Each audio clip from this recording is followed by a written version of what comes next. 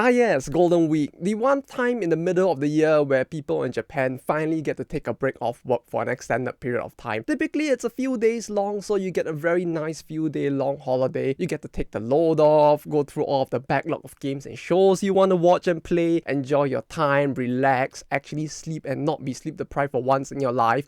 Or you could do what I did and basically sleep deprive yourself going to events every single day for the entirety of the Golden Week period. Because yes, I actually managed to end up going to at least a minimum of 2 Doujin events every single day for the entire period. And I figured what better way to talk about it all than to compile it all into a video called the Golden Week Rush. Because contrary to what some people might think with events like Futaket, typically the Doujin scene is basically just events created by the people for the people, and so it typically ends up being usually on the weekends or on the extended break periods like now, for example. And so as you can imagine, everybody is coming out of the woodworks to host their own events for their favorite series and or things so that they can all come together and enjoy it during this festive holiday period. And so typically the average person will probably be only going to like the 1 or 2. Maybe you're an Idolmaster fan and you go for the Idolmaster event, or you're a Toho fan and you go for Reitaisai. But not me! I'm the stupid one who went for every single one that I could! So going through all of them, I'm just hoping that in part this maybe ends up being an interesting video for you guys to see what kind of events go on during the Golden Week period. And for those of you interested in anime doujin events, maybe this is one way you could find some events aside from Futaket that you might be interested in going for as well. And so it all began on the 3rd of May, that is the Sunday of the first weekend of the Golden Week, which yeah, unfortunately there wasn't anything going on the 2nd of May. You could consider it perhaps the calm before the storm, where everybody was preparing for the events that were to come for the next 4 days. And on the very first day, I basically went down to the Idolmaster Doujin event as well as Game Dungeon, which is a Doujin game, or I guess nowadays people would call it an indie game event instead. For the Idolmaster event, it actually was held in the convention center within Asakusa. It's the one I talked about maybe 2 or 3 years back when I was talking about events that happened during Golden Week at the time, where I went to the Kuma, which was a military-themed doujin event. So it's all of the different like anime series with like military or mecha leanings, such as Ghosts and Panzers, Gundam, LSK Tigers, and all of that. That actually happened 1 week earlier this time around. So both that and Comic 1 happened on the 29th of April. And then because of the fact that there was this weird gap where it's like Wednesday was a holiday, and then you had the 2 weeks gap, and then it was the weekend itself, those two ended up being kind of separated from everything else. But in terms of the week itself, I first started it off with the Idolmaster event. Initially, I was thinking of going down to the Game Dungeon first and then going down to the Idolmaster event after. But I actually arrived at the Game Dungeon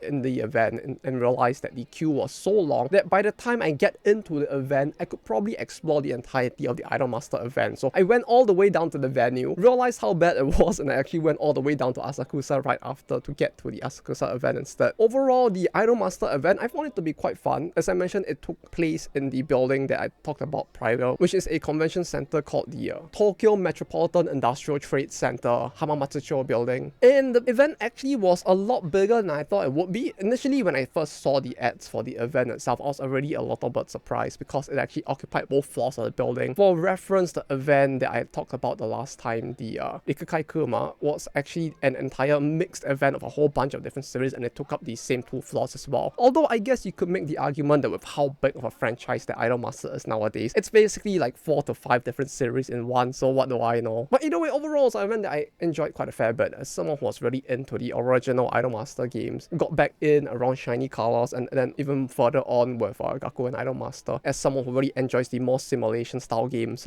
There was still a lot to see, especially since it feels like because of the popularity of Gaku and Idolmaster, it does seem like the series itself had a fairly decently big showing. And overall, as someone who did follow Idolmaster here and there to some extent in the in-between with Cinderella Girls as well as the Theater Days as well, and the Million Life as well, the whole series as a whole is something that to some extent I can kind of relate to, even for the parts that I wasn't as into. And overall, I feel like it was an event that was fairly unique in its own way as well, considering the fact that it actually had quite a few different mini activities aside from just the doujin stuff that was going on. For example, you actually had a mini plush photo taking area as well as a mini plush amusement park, which I thought was actually kind of cool, because aside from the usual like photo taking thing, which to be fair, the photo taking thing, it's less common or has not really been all that common among the male oriented content in general. It's typically something that the more more Wotaku side of the space within Japan had been doing for quite a while. So if you look at the Nui Katsu stuff, which is basically the plush lifestyle things that people have been doing, you tend to see it more in that space where it has been a thing since like Token Rambo and potentially before. But with the Idolmaster event, not only did they have the photo taking thing, but I thought that the whole amusement park thing looked really adorable as well. Like, there's something about the way all of that was set up, and you can just see the plushes like going around on like little trains or the Ferris wheel, and all of that was just so wholesome that it actually tugged at my heartstrings quite a little. As for the event itself, aside from that, they also had a little dance floor area, though for that area very specifically, there was also very strict stipulations about the photo as well as video taking, because of the fact that they were actually playing like videos as well as like in-game like footage. So I guess it's more of a specific copyright thing that they don't want people to be spreading that specific part of it, so none of that will be shown here. But it was really cool. You really had people up there like cheering and like singing along, and like the whole thing was fairly energetic and quite fun to be in. It's not to say that this is the only event that does it, but seeing all of this compiled into a singular event between the plushes, the drawing area where you can just like put up your well wishes and all of that, as well as the dance area and all of the Doujin stuff mixed in, it was a really nice mix. And also because of the fact that I feel like Idolmaster in general, it had the whole like plush lifestyle in Nui Katsu stuff for a little longer than most other series. You did actually manage to find some interesting stuff with that regard as well. I did manage to give my little gremlin a little gremlin shirt like this. It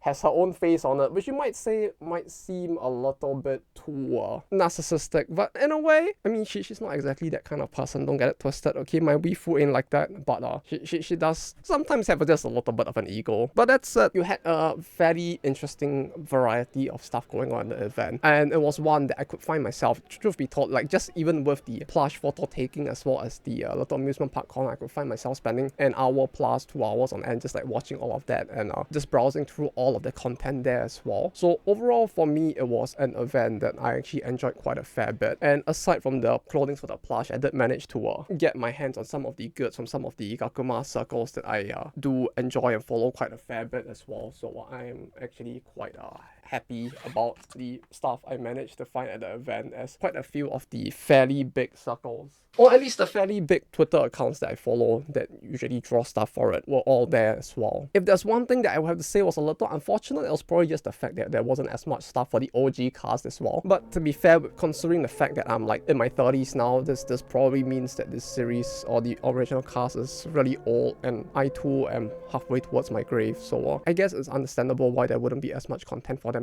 nowadays, unfortunately. After which, I actually went on to an event that was just below this event, actually, in the exact same building, which unfortunately I can't show anything from the event at all. Nothing, not even the poster, no, nothing. Okay, I didn't even know initially that the event was being held, to be honest. Like, I went down for the Idolmaster event, and then I noticed that the event was going on as well. And you know, to me, that's part of the beauty of Golden Week and all of this Doujin events. Sometimes there's just so much stuff going on that you just literally can't keep track of everything. But yeah, apparently Futaket was going on the floor below, and suffice to say, I think I learned some things from the event, although like once again, I can't show anything here. So yeah, that's all I'm gonna say about that one. But it was in the same building, and it was quite the coincidence, especially because of the fact that it was kind of fortunate that the random old lady, because when I was going up the elevator towards the Idolmaster event, there's this old lady who was going to like the restaurant on the floor just above the Idolmaster event, and she was like, "Oh, what is this?" And she was like asking about the event. I was showing her, I'm like, "Look, see, is this anime thing? Is this otaku thing? You know, is this people enjoying their favorite anime thing?" And she's like, "Yeah, there's a surprising number of guys here, isn't there?" And I was just like,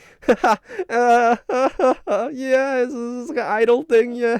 It's a good thing though that at least it was at the Idolmaster event and not at Futaket, because I wouldn't know how to even begin to explain any of that to her, and I feel like she may actually just get traumatized and get a heart attack considering she was in her 60s, so it's still not that bad overall. After which, I actually went down to the game dungeon that I mentioned just a little while before. So with game dungeon, honestly, to me at least, it was a lot more disappointing than I thought it would be. I think it was the event I enjoyed the least of all of the events I had went to. You would think that because of the fact that I work in the game industry and this is an indie game event, it'll be something that I will be celebrating and happy about, you know, to see all the different things that people are coming up with. The issue is that I walked through the booths. There were many interesting games, there were many passionate indie circles as well, of course, but the event overall felt very corporate in multiple ways, to the point that it just didn't really feel like an indie event in a way. Wherein between the fact that everything felt so stiff and formal, that it didn't really feel like a Doujin Doujin thing in a way. I mean, to be fair, they're trying to rebrand it away from Doujin and call it more of like an indie like game event. So maybe they're trying to make it more like professional, which I don't know why there's a need for that either. But like trying to communicate with the circles and talk to them about the game and like just like enjoy the mood and like the vibe of the event. It just didn't really connect in the same way because of the fact that most people felt like they were there with a more like corporate marketing goal in mind instead of just like, here, I made this funny thing that I kind of enjoy and I want you guys to see it. You know, it didn't really have that kind of like chill Doujin vibe. Also on top of that was also the fact that half the indie games that were there were indie games by like studios that I have recognized from a while back, and it's like indie in the same way that you can consider a company that has basically helped produce like certain parts of like game systems or like art design for something like Final Fantasy VII or the Atelier series. Like if you can consider a company with like 50 to 100 staff that have assisted in the production of those titles as like outsourced or like contract staff as indie, then I guess they're indie. But the issue is that most of these are basically companies with a fair bit of development experience, and they have worked on fairly big titles with much bigger companies. Like if you take indie in its most basic sense of like, yeah, it's just a game that you publish yourself, then I guess that's not wrong, since they're making a game themselves and they're publishing it themselves the way that EA basically publishes FIFA and makes FIFA, you know, like, yeah, you know, that the one like up and coming indie company, EA, my favorite one. The whole thing just didn't feel as interesting as I thought it would have been. But that's it. That's all the 3 things I went to on the first day. Yeah, 3 events. It actually took quite a fair bit of planning to get it all done perfectly, since I needed to make it all line up so that I could actually go to all 3 between the period of like 12 p.m. to 5 p.m. So I had to like rush to get to the first event. At the very least, at the Idolmaster one, I managed to stay for quite a fair bit, since I managed to stay for maybe like 2.5 hours there about, which was about when it would close, since the event ends at 3 p.m. Which was lucky for me, since, you know, it basically means I could just quickly go down to Futaket, look around a little, and then go down to a game dungeon which ended at 5 p.m. and spend the remainder of my time there before finally going back. So overall, a pretty fruitful day. I got to see a bunch of different events, and I actually got to learn a bit more about all of these events and the things that people are up to at them as well. And on the next day, on the 4th of May, which is the Monday and the first weekday holiday of the period, I actually went down to Reitaisai and the Bungaku free market though, which I think I've talked about a little bit in a different video, talking about like events that you might want to like plan around and figure out where you want to go to depending on like what you're interested in Doujin content. Reitaisai, like what can I say about it? It's the big Toho event. It's been a little while since the last time I went to it, since I missed the last 2 times it was held, since I was kind of out of Tokyo at some point in the Golden Week, either for last year or the year before. The dementia is catching up, so I don't remember which one exactly. So I haven't been able to consistently go for every single one. But this time around, the event was a little bigger than it usually has been up till now. Because the last few times I've been to Reitaisai, it has basically been just 3 East halls of big site. And this time around, it's the 3 East halls, that consecutive ones. And they also took one of the further East halls, which was I think Hall 8, which is basically in a slightly isolated building off from the main building. What this basically meant is that they could actually dedicate even more space to Doujin content in general, which I thought was actually quite a nice thing. Basically what they did was that they expanded that area, and then they shifted the Itasha, the card exhibition, to Hall 8, along with a bunch of festival games as well. And I thought overall the festival games that they brought this time around were also pretty fun. I do recall them bringing it in the last few times as well. You have like some very simple things, like you have a giant die, you have to throw the die, and then whatever you roll on you get for free. You have some like Japanese festival games, like the whole like fishing thing, except you don't actually catch a goldfish, but you just catch little prizes instead and stuff like that, as well as like a little omikuji, which is the fortune telling thing that you could like pull and just like, you know, get your fortune told. And people were like pulling and like trying to collect all of the different designs there. The Itashas as well were pretty cool as always. This time around, I don't think this was there the last time, but they actually had like the giant swords that you could like hold on to and take pictures with, which is kind of reminiscent of like what they do for other events as well, for like the Nico Nico Chokaigi, which is like the Nico Nico Doga like big event that was held a week or 2 before Golden Week, if I'm not mistaken. So I'm guessing the organizers of that also got a little bit of a space in the Reitaisai this time around. It doesn't take up that much space, since it's really just like a small area where maybe like 2 groups can like stand with the swords and take pictures with them and the like. So that didn't really feel very Toho, since the swords they had were like very Monster Hunter-esque. I think like half the designs that place usually brings in are Monster Hunter ones. So that felt a little out of place, but it was a cool little activity. And I guess for those people who just want to like hold on to it and feel cool, you know, you get to take a pretty cool picture of it. So overall, I have no qualms of it. Didn't buy too much different stuff this time around since like there were many events that I really wanted to go to and also purchase stuff from, and let's just say that budgeting for everything is getting a little difficult now. Also, there wasn't as much in terms of accessories that I really wanted since the stores that I usually go down to, they still didn't really have too much new stuff that really like sparked my interest just yet. So maybe in the future when they come up with designs that I really like, I might buy more, but until then I'm actually like fairly good on the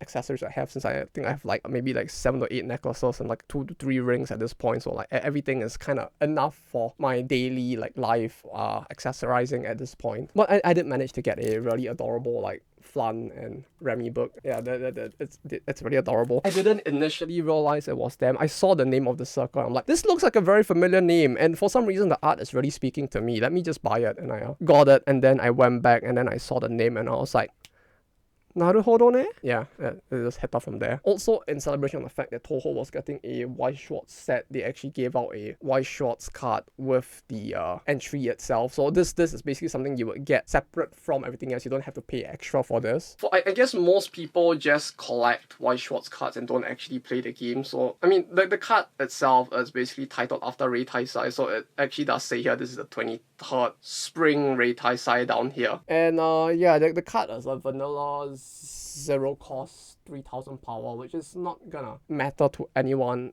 at all if you play any other card game at all. For the Magic players, this would be if you had like a vanilla 1/1 1 mana or something. And for the Yu-Gi-Oh players, this would be the equivalent of like a normal monster with like 2000 attack power. Like not the highest, close to the highest. It would have been useful maybe like 50,000 years ago back during the Stone Age, but like not nowadays. That kind of thing. So you probably wouldn't put this in a deck, but it is a very nice collector piece. And I feel like that's the main reason why people like even collect White Schwartz cards in the first place. So I guess at least it fulfills that role. Also, the catalog this time around was optional. You didn't actually have to get the catalog. You have to purchase it separately from the ticket itself. And I'm kind of glad that I did purchase it because it's really thick. And not only is it something that I'm excited of because of the fact that it's thick, you know, there's... but it does have a lot of really interesting information in here. For one thing, in the back here, they do actually have a list of like many of the other Doujin events that are being held. And that's one of the big things I mentioned before with all of the smaller events that I mentioned in the previous video as well, about how they are a lot harder to keep track of because of the fact that the information isn't really out there specifically like plastered in your face on a website or compiled somewhere. But in situations like this, like in the catalog here, it does advertise quite a few of these events and so on. For someone like me who likes to go to these smaller scale events as well, because of the fact that you kind of get to meet people who are very into the very more hyper fixated part of the overall IP that you're in, it's actually kind of very useful. On top of that, like looking through it now, they also do have a little bit of a preamble on like the previous Reitaisai, what you can expect this time around and all of that. So it is a very nice compilation of a lot of information about the event. Next up after that, we have the Bungaku Free Ma, which is the literature free market. This is an event that is focused on literature, although Bungaku is a little more vague in my opinion in terms of what it represents than what the English word literature like invokes in my mind at least. Maybe it's different for people who live in like a more English speaking country, but when I think of Bungaku as it is written in Japanese, it's a bit more open in the sense that it doesn't just refer to like what I think of literature, where it's just poems and like novels and those specific types of written content, but like everything that people just pen or try to represent as a form of art. And this can take many forms because it's just a huge focus on using words in general to convey emotions, your feelings, your thoughts, your movements and all of that. And as a result, the event itself, while it is literature focused in the sense of the arts in general, perhaps that might be a better word, it actually has a very big mix of content of many different types, some of it not even penned into words. Like I saw some pretty cool figures that people were actually displaying at the event. A large part of it was books, but even with the books, it's like there was a big difference between like some people doing an autobiography for very specific individuals that they were interested in, to people who were actually trying to sell their own like light novel series or a full like detective novel series that they were actually making. So there's a big variety there. There was some people who were just like doing hyper analysis of very specific things that they like. For example, among the things I got, there was actually a flyer that was given to me by a circle of people in their 60s, which is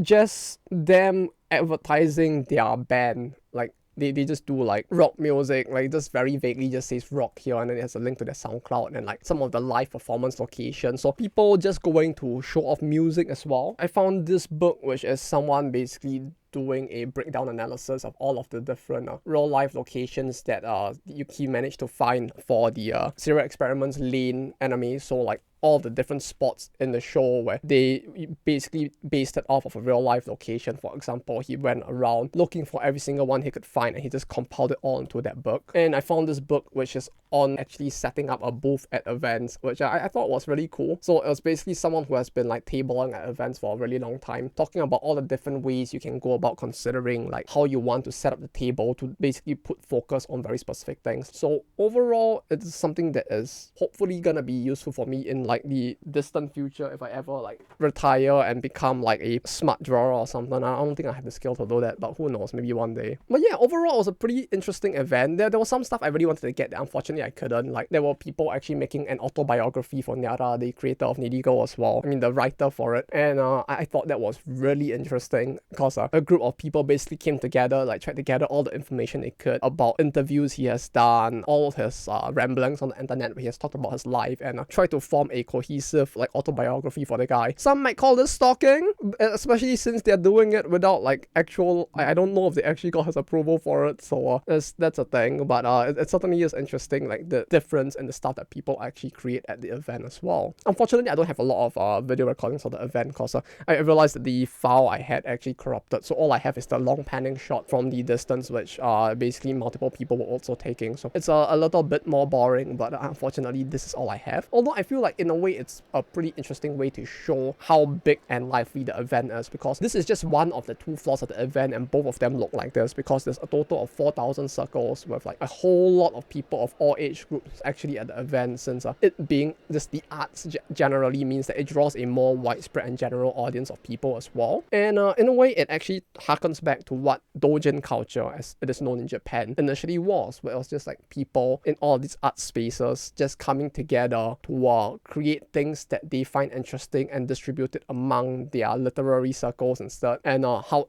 it basically went from that to what we know today. Also on the same day, there was actually the card game Matsuri, or the card game festival, which is going on. Unfortunately, this time around I didn't go for it. I did talk about it very briefly in a previous video talking about why Schwartz Rose, and the reason why it ended up being just in that video and I never talked about it ever again is because of the fact that the event, while it's called the card game festival, it is just a Bushiroad card game festival, because all the card games you see there are basically just Bushiroad IP. So like Godzilla, Hololive, TCG, the Gotobun one, the Y Schwartz and all of that. And for the most part, it's just like one hall with a small exhibition area, and like I think like 50% of the hall was just like sales and like them keeping the stock there. And the other floors were all just used for tournaments instead. So really nothing much to talk about for it. But if you're interested in like Y Schwartz or Vanguard and you wanna like go down to an event, or like probably potentially one of the biggest celebration events, not like a tournament or something, this might be one of those to look out for instead. Then on the 5th of May, I actually went on to Super Comic City. This one was a little bit interesting to me because I think this might actually be the second biggest Doujin event behind Comic-Cat right now. And in fact, I think it might actually come so close to the scale of Comic-Cat at this point that it's kind of interesting how close they are considering where Comic-Cat used to be at. For reference, Comic-Cat I think has around 12,000 circles per day on average nowadays. And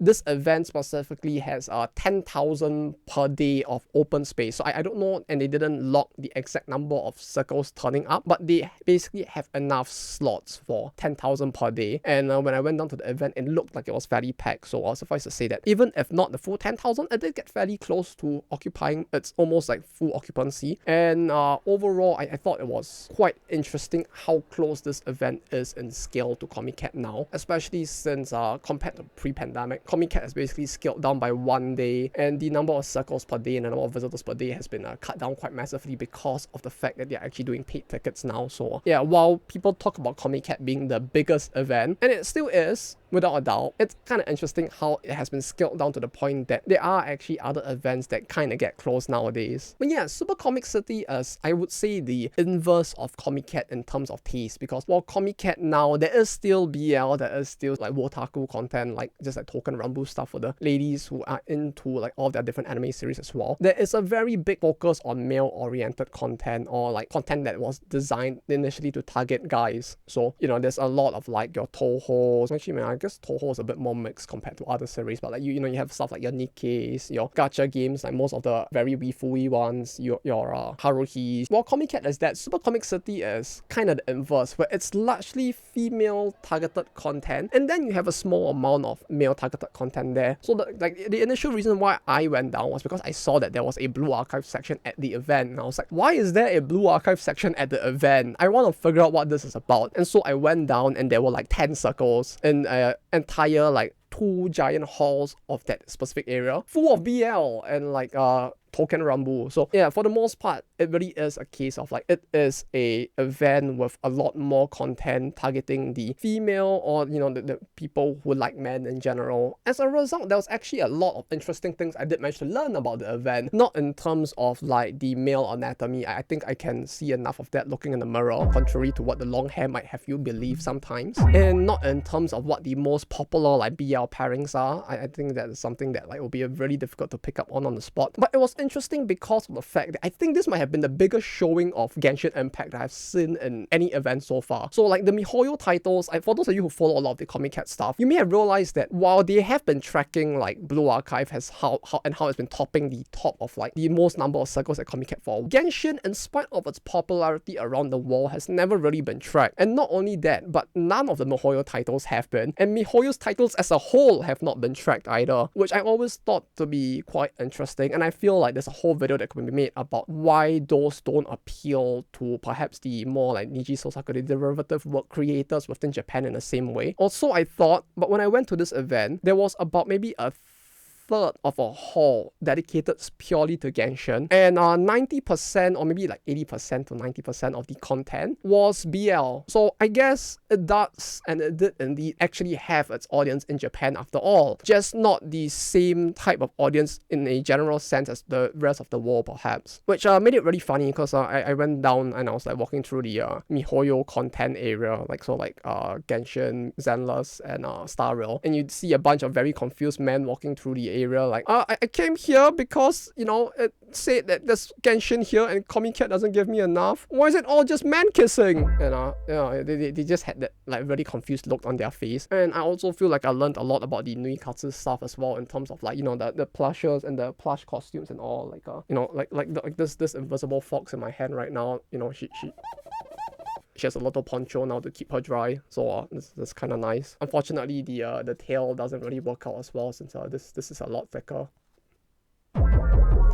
Yeah. But yeah, there's a lot more of content for that as well, and it makes sense, and that was something that I really enjoyed about it, because I got to observe and speak to many of the people within that space as well, and like understand more from them about Nui Katsu. And it's also really interesting seeing all of the different stuff that the Wotaku community had already created in the Nui Katsu space, both in terms of like creating their own custom bags, custom costumes, and all of this, things that you don't really see as much outside of the Wotaku space, because of the fact that it isn't something that has actually like gotten that big yet. Yes, you might see it in like Idolmaster and like Blue Archive and a certain few number series now, but it still is something that is still blooming in the more like male otaku space, and I thought it was interesting to get to know more about all of this as well. But yeah, for the most part, that is all I did for that day itself. I actually did get some stuff, as you can see, like the little like camo poncho that Izana over there has now, and I did manage to browse a lot of the accessories and the stuff at the event, both for the plushes as well as like actual physical accessories. Then lastly, on the Wednesday, on the 6th of May, I actually went down to Bishojo Paradise. This is an event that I talked about a little bit before, and I talked about how like it's this event that focuses on retro anime from like the 60s to the 90s thereabout, and how it was kind of interesting that there was as many circles as there was. This time around, they actually got a much bigger venue in the PIO Center, which had been under renovation till this time. It's the same center where many of the other events like Ponycat, Superhero in Time, many of the events I've talked about actually use that same building. So that building being gone actually hits many of these events quite a fair fair bit because they have to go somewhere that is more expensive and potentially more out of the way depending on where you live. For me,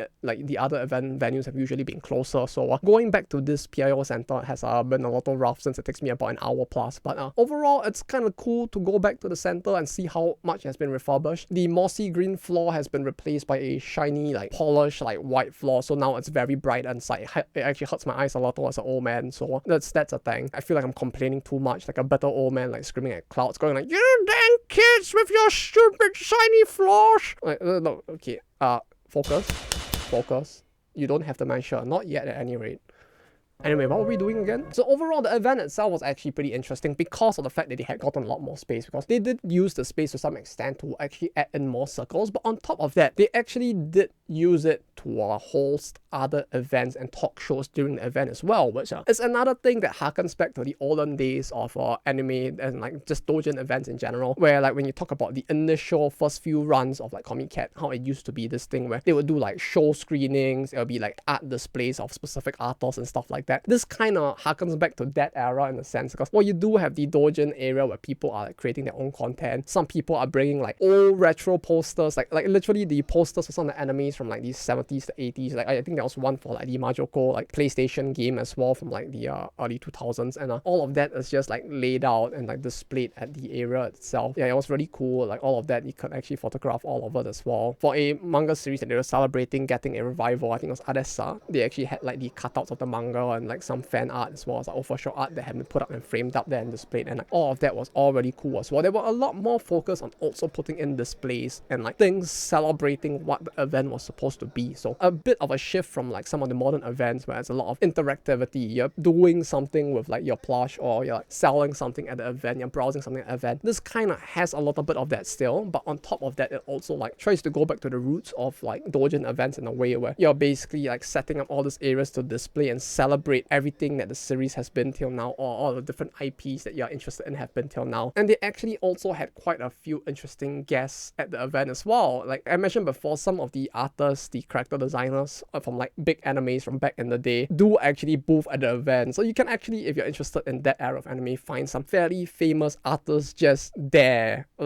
There's just selling like their own books as well. And this time around, using the additional space that they had, they actually set up an area for talk shows and art display talks as well, and I thought all of that was pretty interesting as well. For example, they actually had a live drawing session by Omori Hidetoshi, one of the animators for Mobile Suit Gundam's Char's Counter Attack, who also basically got into quite a bit of the animation throughout the industry, such as with like Final Fantasy VII as well. They somehow managed to invite him in to draw live on stage and then also do an interview about his time working on the series like Gundam and alike, and I thought that was really interesting. Like these are the kind of things that you would think are like fairly big things that you will actually see articles about like written online. Like there's an interview with like an animator who worked on a very big like anime back in the day, but it's literally just happening at a doujin event with like maybe like a few hundred people attending the event and maybe only like 50 people in the crowd, and seeing him there talking about his experience and all of the difficulties he went through, it was so interesting. Like even back in the day, like when there were some things that they just simply were not able to draw, they could just like reject the work and the company would actually like look for someone else who could do that specific part instead and stuff like that. Like I thought it was really interesting to hear him talk about all of his experiences working with all of this as well. They also had a talk session by Kaneyama Akihiro, who basically did some of the animation from back in the day as well. For Wanpaku Tanteidan was his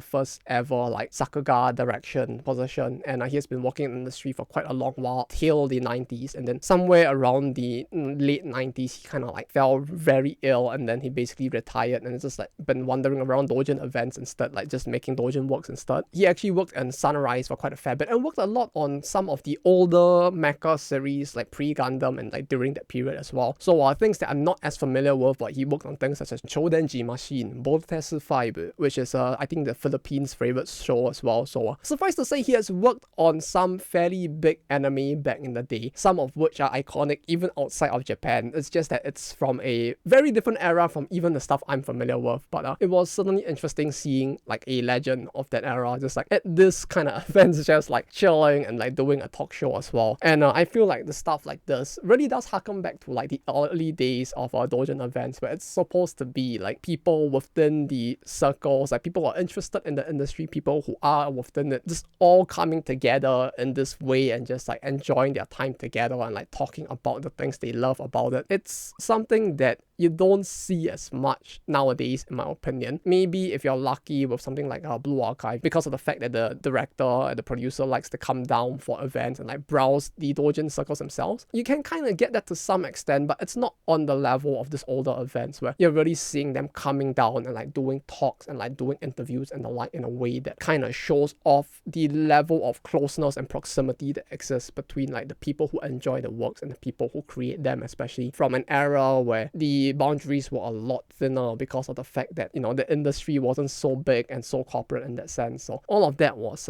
pretty interesting to see. They also did have a rock paper scissors tournament at the end for the shikishis, and I was kind of unlucky, I guess, because I did get a pretty cute one as well for Too Hard that someone drew. This was one of the last few that were left. I was lucky enough to actually win the first half, which was a ballot where you had to pull out a stick with a very ominous red ink on the bottom, and if you pulled that, you actually got to take part in the second half, which was the rock paper scissors tournament, which would then like dictate where in the line you would be to like get the shikishi, and I kind of ended up somewhere in the last third, the front of the last third rather, and so most of the stuff I wanted was already taken, but the fact that there was actually one for Too Hard left, and with her of all characters as well, it's adorable as she is. I'm kind of glad that I actually managed to get something that was still fun in the end. And the rock paper scissors tournaments and these things, they're all really fun in the end, because sometimes you just don't know what you'll get, and like you're just fighting for the opportunity for it, and it's just like, I don't know what's going on, but I'm having fun. Also, coincidentally, on the day itself, there was actually the Sega event, which I also did make a video on before in the past. Sega no game, Sekaiichi, I think that was the name of it. Sega's games are #1 in the world, and it's like the event basically was actually being held in the same PIO venue as Bishojo Paradise, which I thought was really funny, because I saw this guy, he fits so much the like Sonichu era like Sonic fan, like a foreigner coming in, and I was like looking at him and I was like, he does not look like he's here for Bishojo Paradise, what's going on? And then like I turned and I looked at the sign that was like just a little bit over, and I'm like, that looks familiar.